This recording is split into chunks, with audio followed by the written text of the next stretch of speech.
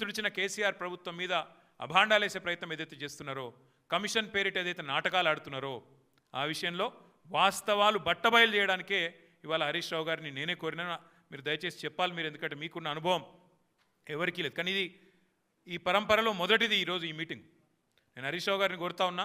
ఇక్కడే కాదు, నేను మొన్ననే డాలస్లో, తర్వాత లండన్లో చాలామంది ఎన్ఆర్ఐ మిత్రులను కలిసిన. వాళ్ళందరూ అంటున్నారు, అన్న మాకు కూడా చెప్పండి వివరాలు, మాకు కూడా చెప్పండి విషయాలు, మాకు కూడా చెప్తే మేము కూడా సోషల్ మీడియాలో చెప్తామన్నా, ప్రచారం చేస్తాము.